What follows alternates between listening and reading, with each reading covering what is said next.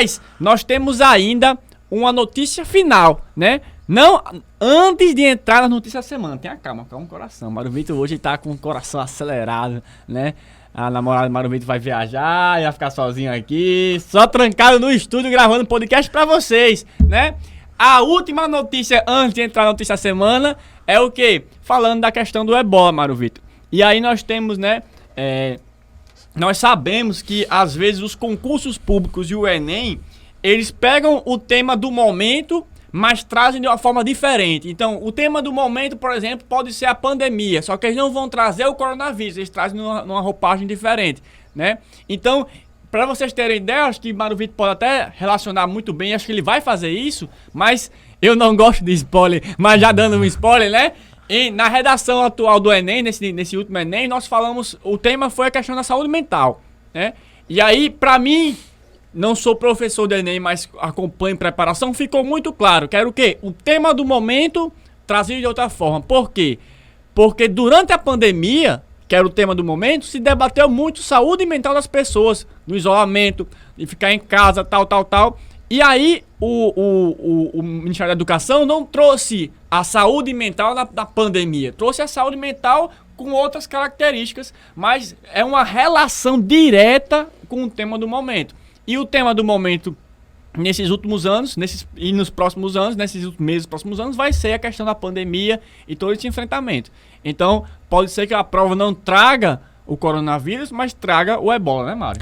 Não só essa questão do Ebola, mas as pandemias, as epidemias no geral. Alan, a gente precisa lembrar que no Brasil existem inúmeras epidemias quase que seculares.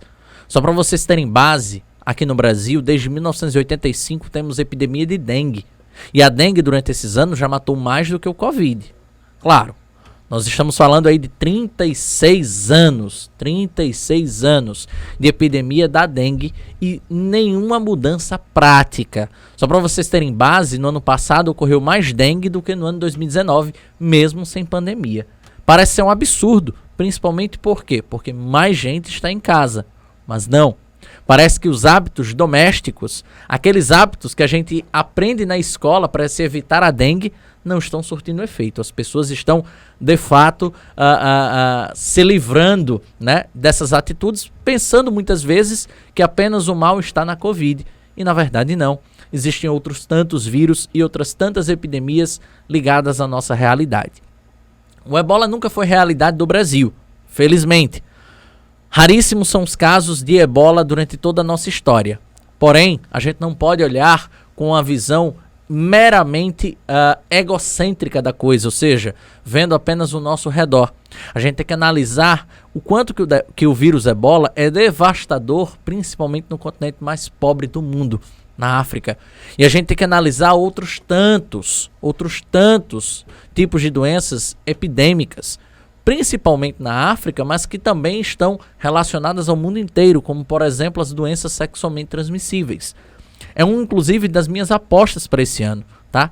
As ISTs, infecções sexualmente transmissíveis, como o HIV, como a sífilis, como a gonorreia, como o HPV e tantos outros, que podem estar relacionados não diretamente à questão do Ebola, mas sim como nós, no mundo inteiro e principalmente como a África, lida em relação a esse tipo de organização e combate.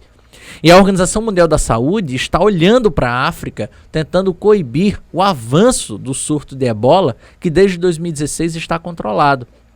Lembrar você de outros tantos surtos que ocorreram nos séculos anteriores, como por exemplo a varíola.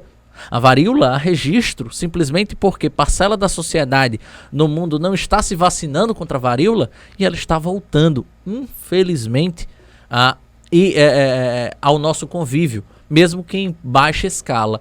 Então a gente tem que lembrar desses temas e lembrar principalmente, Alan, da importância da valorização da ciência e da vacinação em massa, independente de qual venha a ser o vírus a que estamos recorrendo. E um negócio muito importante que você pode fazer a análise e fazer a junção é como essas doenças, essas questões impactam diferentemente pessoas de classe social mais baixa e pessoas de classe social mais alta. Então, como essas doenças impactam diferentemente, por exemplo, um país rico e, por exemplo, um país com um continente, né, como a África, que é um continente reconhecidamente mais pobre.